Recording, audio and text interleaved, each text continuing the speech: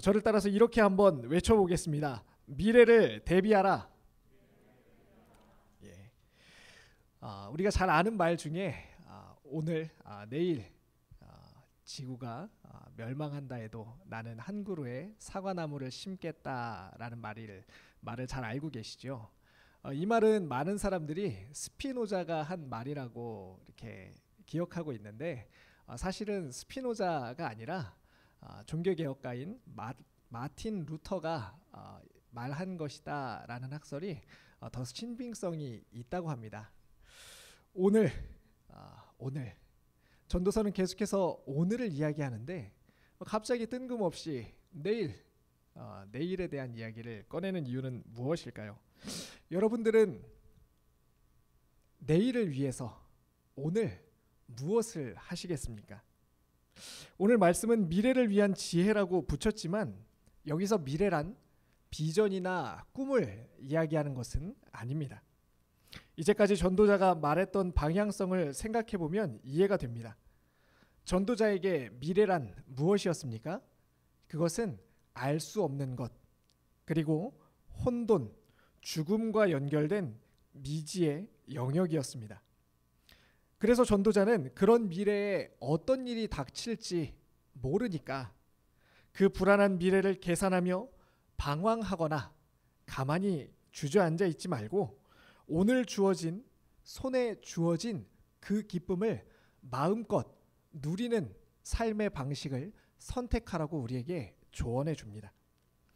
따라서 미래를 위한 지혜라는 말은요, 전도서의 관점으로는 앞의 일을 잘 모를 때의 지혜라고 하는 게 조금 더 정확한 표현일 것 같습니다. 우리는 지난 시간에 과연 어떻게 사는 것이 오늘을 잘 즐기며 사는 것인가 라는 질문에 대한 전도자의 답을 살펴보았습니다. 기억이 나시죠? 어떻게 하라고 말씀드렸죠? 먹고 마시고 그 가장 기본적인 행위들로부터 삶에 허락된 모든 순간들을 축제로 여기는 축제의 삶을 사는 것이야말로 오늘을 가장 잘 즐기는 삶이다. 오늘을 가장 잘 사는 삶이다 라고 그렇게 말씀을 드렸습니다. 이렇게 오늘을 위한 오늘의 할 일에 대해서 전도자는 이제까지 수없이 말해왔습니다. 그런데 11장은 여기서 한 걸음 더 나아갑니다. 바로 미래를 위해 오늘 해야 할 일이 있다면 그것이 무엇일까라는 질문을 우리에게 던집니다. 어제는 흘러간 오늘이고 내일은 아직 오지 않은 오늘입니다. 그리고 오늘이 모여서 미래를 만들어 가죠. 그렇다면 오늘 어떤 일을 함에 있어서 내일을 염두에 두는 것이 또한 오늘을 사는 지혜일 것입니다. 전도자는 이제까지 오늘의 확실한 행복을 위해서 오늘 할 일에 대해서 소개했습니다. 그런데 여기에 그치지 않고 11장에서는 내일의 불확실한 행복을 위해 오늘 할 일을 소개합니다. 내일의 불확실한 행복을 위해서 오늘 할 일. 여러분 이 얘기를 딱 들었을 때 마음이 어떠셔요? 와, 내일을 위해서 오늘 뭔가 해야 되는구나. 이런 마음이 드십니까? 저는 좀 달랐어요. 아니 목사님, 내일에 확실하지도 않은 불확실한 내일의 행복을 위해서 오늘 어떤 일을 해야 된다뇨? 아니 목사님, 확실하지도 않은 것을 위해서 무언가를 한다는 것은 너무 비합리적인 일 아닙니까? 라는 생각이 이 말씀을 준비하면서 제 안에 먼저 떠올랐습니다. 그런데 전도자의 관점을 우리 이해 안에 딱 장착하게 되면요, 이 말의 참 뜻이 보이게 됩니다. 먼저 본문의 2절, 5절, 6절에는요 알지 못함이라 라는 말이 무려 4번이나 등장합니다. 그러니까 기본적으로 전도자는 어떤 관점을 가지고 있습니까? 내일을 모른다라는 관점을 가지고 있죠. 이것은 이제까지 살펴봤던 앞선 전도서의 말씀과도 맥락을 같이 합니다. 그래서 이제까지 전도자는 알지 못하는 미래 대신에 주어진 오늘, 숨쉬고 느끼며 살아가는 확실한 오늘을 누리라고 했습니다. 그래서 이제까지 말했던 일들의 결과는요, 다 모두 어떻습니까? 오늘을 누리는 것이었어요. 내가 오늘 어떤 일을 해야 되는 그것은 오늘 누릴 수 있는 어떤 결과를 가져오기 때문에 그 일을 오늘 하라고 이야기했다는 것이죠. 그런데 오늘 1절과 2절 말씀을 한번 보겠습니다. 우리 1절과 2절 말씀을요, 같이 한번 읽어보겠습니다. 시작. 너는 내 떡을 물 위에 던져라. 여러 날 후에 도로 찾으리라. 7에게나 8에게 나눠줄지어다. 무슨 재앙이 땅에 임할는지 내가 알지 못함이라. 이게 무슨 말일까요? 여러 날 후에라는 말이 보이시죠? 여러 날 후, 그러니까 다가올 미지의 순간을 위해서 어떤 일을 하라고 말하고 있습니다. 그리고 미래를 위해서 오늘 할 일은 무엇입니까? 오늘 본문 1절 말씀에 따르면 무엇이죠? 너의 떡을 물 위에 던지는 것이 미래를 위해서 오늘 할 일이라는 거예요. 떡을 던진다. 이것은 무슨 말일까요? 그냥 딱 말씀을 직관적으로 딱 들었을 때 어떤 생각이 떠오르시나요? 내가 가진 어떤 것, 내가 가진 어떤 것을 소유권을 내가 아니라 뭐 어떻게든지 뭐 그것을 어디다 던지든지 누구에게 주든지 간에 여튼간에 무언가 내가 가진 무언가를 다른 사람에게 혹은 어디다가 주는 것을 이야기하는 것처럼 느껴지시죠?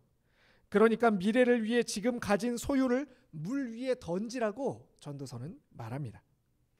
그런데 이 부분은요, 전도서에서 가장 해석하기 까다로운 부분 중에도 부분이기도 합니다. 그래서 번역도요, 굉장히 다양합니다. 보통 성경을 보면요, 다른 번역들을 봐도 이게 이 말씀이구나, 이 말씀이구나, 이 말씀이구나 이렇게 딱 이해가 되는데 이 1절, 2절 말씀은요, 번역을 보면요 더 헷갈려요. 도대체 무슨 말을 하는 거지? 라는 생각이 들 정도입니다. 제가 한번 읽어드리겠습니다. 잘 들어보세요. 새 번역은 이렇게 번역했습니다. 돈이 있으면 무역에 투자하라. 여러 날 뒤에 이윤을 남길 것이다. 이 세상에서 내가 무슨 재난을 만날지 모르니 투자할 때는 7이나 8로 나누어 하라. 고 번역했습니다. 다른 번역 2개를 더 들려드릴 건데요. 공동 번역은요, 돈이 있거든 눈을 감고 사업에 투자해라. 여기서 눈을 감고는요, 눈 딱 감고 사업에 투자해라고 얘기하는 겁니다. 참고 기다리면 언젠가는 이윤이 되어 돌아올 것이다. 세상에는 어떤 불운이 닥쳐올지 모르니 투자하더라도 대여선목으로 나누어라. 분산 투자를 이야기하죠. 쉬운 성경은요, 씨앗을 물 위에 던져라. 수일 후면 수백 배로 거둘 것이다. 재산을 7군데 아니 8군데에 투자하여라. 이 세상에서 어떤 불운이 닥칠지 모르지 않는가 라고 번역했습니다. 여러분 어떠셔요?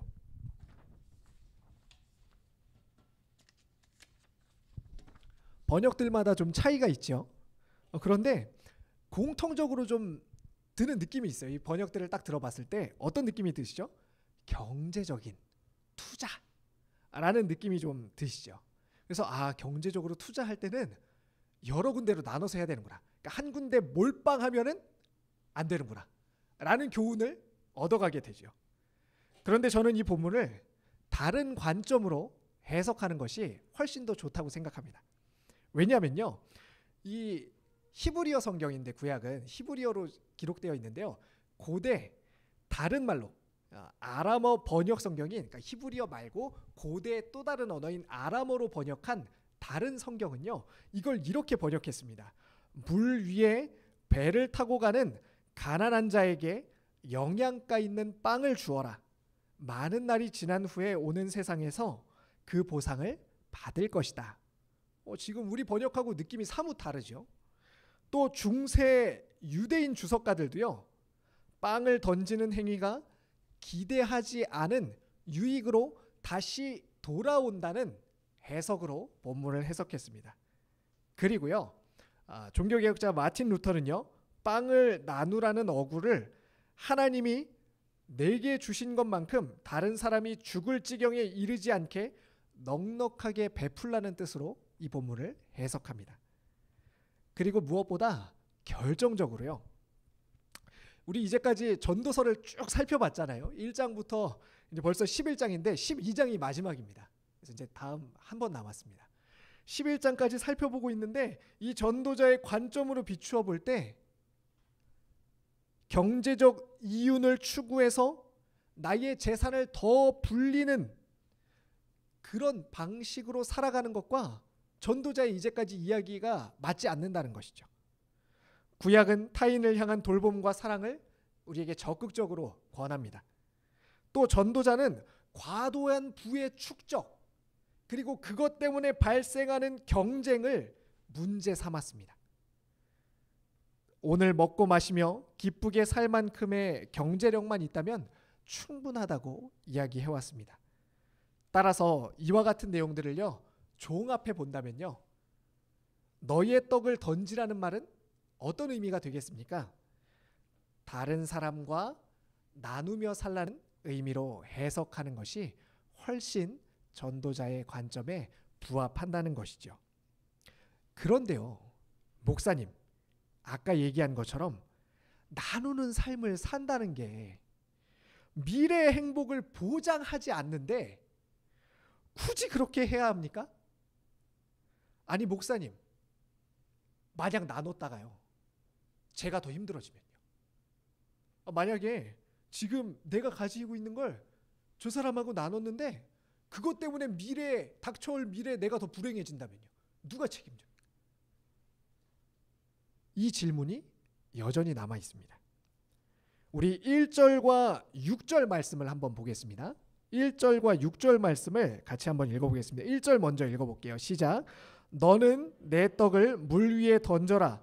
여러 날 후에 도로 찾으리라. 뭐라고 말하죠? 도로 찾으리라 라고 말합니다. 6절도 같이 한번 읽어보겠습니다. 시작. 너는 아침에 씨를 뿌리고 저녁에도 손을 놓지 말라. 이것이 잘 될는지 저것이 잘 될는지 혹 둘이 다 잘 될는지 알지 못함이니라 라고 말하고 있습니다. 여러분, 전도자는 어떻게 얘기하죠? 1절에서는 도로 찾을 거라고 얘기합니다. 여러분, 전도자 말이 좀 이상하지 않으세요? 이제까지 전도자의 말하는 스타일은 미래 찾을 수도 있고 찾지 못할 수도 있다. 그런데 한번 던져봐라 라는 식으로 이제까지 말했죠. 항상 이런 식이었어요. 근데 뭐라고 해요? 미래 도로 찾을 것이라고 얘기합니다. 조금 더 확신이 묻어나죠. 6절을 보면요, 이것이 잘 될는지 저것이 잘 될는지, 그 다음에 어떻게 얘기해야 돼요? 둘 다 안 될지 라고 얘기해야죠. 혹은 둘 다 잘 될지 라고 이야기하는 게 전도자의 화법에 맞죠. 근데 어때요? 둘 다 잘 될는지 라고 얘기합니다. 어때요? 들어가 있지요. 전도자는 사실 미래를 모른다라는 전제를 항상 깔고 있습니다. 그래서 이것보다 사실 더 확실하게 얘기해주면 좋겠는데 거기까진 가지 않아요. 왜? 잘 모르니까. 안 겪어봤으니까. 하지만 전도자는 분명히 과거보다 훨씬 더 확신을 담아서 나누는 삶, 베푸는 삶은 반드시 돌아올 것이다 라고 이야기하고 있음을 우리는 유추해 볼 수가 있습니다. 그런데요, 전도자는 사실 잘 몰라요. 전도자는 몰라서 잘 모르겠는데 미래에 다시 돌려받게 될 거야 라고 말하는데, 이것에 아주 도장을 찍은 예수님이시죠. 예수님 뭐라고 말씀하십니까? 작은 자에게 한 것이 곧 나에게 한 것이다 라고 예수님께서는 확실하게 이야기하십니다. 이 이야기는 무엇입니까? 우리가 나누는 삶, 베푸는 삶이 결국에는 우리 입장에서는 알지 못하는 미래의 어떤 것으로 돌아올 것이지만 예수님 입장에서는 그것은 나에게 한 것이다. 내가 기억하고 내가 갚아주겠다라고 확실하게 이야기하신다는 것입니다. 전도자는 불확실한 미래임에도 불구하고 나누는 삶이야말로 미래 행복을 가져온다는 것을 은근히 전제합니다.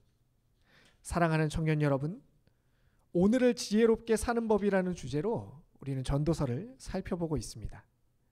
이 혼돈의 시대에 과연 어떻게 사는 것이 잘 사는 것일까요? 이제까지는 오늘 얻을 결과를 위해서 오늘을 살아가는 방법에 대해서 이야기했다면, 전도자는 이제 전도서를 마치는 앞에 와서 한 걸음 더 우리의 삶을 내다봅니다. 미래의 행복을 위해서, 미래에 잘 사는 삶을 위해서 오늘 투자해야 할 일이 있다면 그것은 바로 이웃과 나누는 삶이라고 우리에게 가르쳐 줍니다. 여러분, 요즘 청년들을 만나면요, 이런 얘기를 많이 하게 됩니다. 제가 더함에 올라와서 되게 많이 다르다고 느끼는 것이 무엇이냐면요, 삶의 이슈가 너무너무 달라요. 다함과 더함이 삶의 이슈가 너무너무 다르다는 것입니다. 더함 청년들을 만나면요, 이런 얘기들을 최근에 많이 했던 것 같아요. 목사님, 미래를 위해서 어떻게 투자해야 됩니까? 주식을 해야 됩니까? 집을 사야 됩니까? 아니면 저축을 해야 됩니까? 이런 얘기들을 하게 돼요. 그래서 주식은 요새 어떤 게 잘 나가고 앞으로 막 이런 얘기들을 막 나눌 때가 있습니다. 여러분, 미래를 위해서 우리가 투자해야 될 것은 과연 무엇입니까? 미래를 위해서 우리가 정말 투자해야 될 것이 있다면 그것은 무엇입니까? 물론 다른 여러 가지 현실적인 것들을 고려해서 대안들을 제시할 수 있죠. 하지만 전도자의 관점으로 볼 때 미래를 위한 진정한 투자는 바로 나누는 삶입니다. 그렇다면 무엇을 나눠야겠습니까?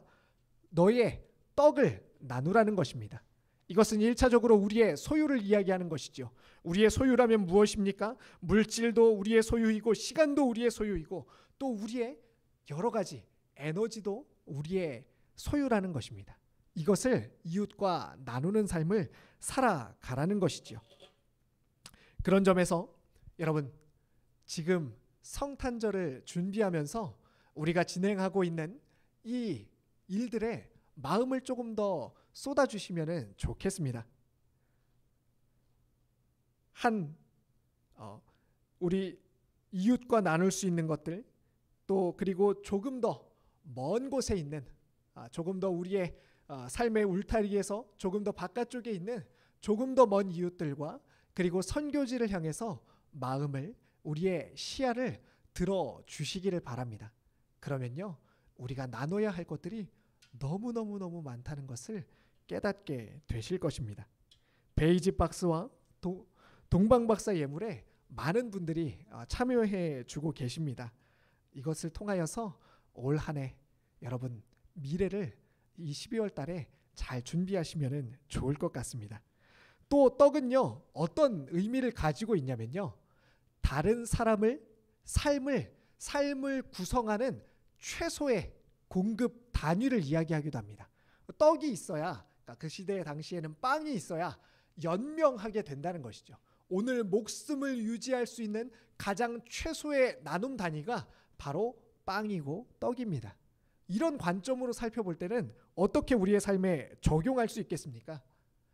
다른 사람들이 살 수 있도록 최소한의 것들을 나누라는 것이죠. 무엇을 나눠야겠습니까? 물질을 나눌 수도 있겠고요. 그런데 저는 물질뿐만 아니라 지금 이 시대에 다른 사람들과 나누어야 하는, 특별히 우리 지체들과 함께 나누어야 되는 더 중요한 것들이 있다고 생각합니다. 그것이 무엇입니까? 바로 우리의 시간과 마음입니다. 이것을 우리의 생명이라고 이야기했죠. 우리의 생명은 시간으로 구성되어 있기 때문에 우리의 시간을 나눈다는 것은 우리의 생명을 나눈다, 그 사람의 생명을 붙든다 라는 것으로 이해할 수 있습니다. 따라서요, 의도하지 않는데 매주 똑같은 적용이 나옵니다. 1대1을 하십시오. 1대1을 하십시오. 연락하시고 시간을 나누시고 마음을 나누시고 하시기를 부탁드립니다. 여러분, 지금 온라인으로 예배하고 계신 분들, 그리고 지금 이곳에 계신 분들, 올 해가 가기 전에 미래를 위해서 투자하십시오. 일주일에 단 1시간이어도 좋습니다. 하루에 단 10분이어도 좋고 5분이어도 좋습니다. 퇴근하는 길에, 출근하는 길에, 점심에 식사하고 나서 핸드폰을 켜서 연락하셔서 연말인데 잘 지내? 어떻게 지내고 있어? 소식이 궁금해. 요새 어떤 기도 제목을 가지고 기도하고 있어? 내가 같이 기도해야 할 것은 없어? 도움이 필요한 건 없어? 나는 너가 좋아, 보고 싶어, 사랑해, 함께 해줘서 올해도 고마웠어 라고 이야기 나누신다면 여러분, 그것은 반드시 얼마 후에 아직 다가오지 않은 그 오늘에, 다가오고 있는 그 오늘에 여러분의 행복으로 반드시 돌아오게 될 것입니다. 사랑하는 청년 여러분, 올 한 해가 시작되고 또 코로나가 갑자기 퍼지면서 정말 올 한 해를 어떻게 살아야 하나 라는 고민을 많이 하셨지요. 그런데 돌아보니까 어떻습니까? 벌써 12월이 되고 이제 한 해가 마무리되는 그 눈앞에 와 있습니다. 그 목전에 한 해의 마무리가 와 있습니다. 여러분, 올 한 해를 어떻게 살아오셨든지 상관없습니다. 올 한 해를 잘 살아왔는지 아니면 못 살아왔는지 어떻게 살아왔는지 아무 상관없어요. 아무 상관없습니다. 하지만 앞으로, 오늘을 포함해서 앞으로 다가올 삶을 잘 사시면 좋겠습니다. 그 방법이 무엇입니까?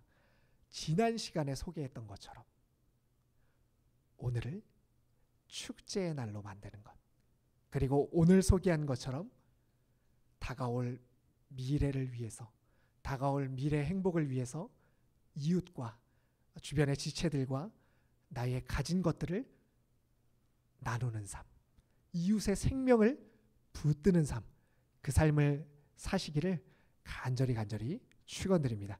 이와 같은 은혜가 저와 여러분 모두에게 있기를 간절히 바랍니다. 기도하겠습니다. 아버지 하나님, 올 한 해를 잘 인도하여 주셔서 저희의 삶을 붙들어 주셔서 감사를 드립니다. 하나님, 이제 올 한 해를 마무리하면서 또 하나님, 전도자가 우리에게 주는 그 조언을 받아서 우리의 삶을 잘 사는 삶으로 만들어가기를 소원합니다. 다가올 미래의 행복을 위하여서 아버지 하나님, 그것을 위하여서 오늘 이웃과 우리의 소유를 나누는 삶을 살게 하여 주시옵소서. 주님, 우리의 눈을 들어서 우리의 삶에서 눈을 들어서 우리의 주변을 바라볼 수 있도록 주님, 우리의 시야를 들게 하여 주시옵소서. 높은 곳, 먼 곳을 향하여서 다 볼 수 있도록 우리 주님께서 우리의 눈을 열어 주시옵소서. 그리하여서 하나님, 정말로 이웃들과 생명을 나누고 기쁨을 나누며 축제의 삶을 나누는 우리가 될 수 있도록 인도하여 주시옵소서. 감사합니다. 예수님의 이름으로 기도합니다. 아멘.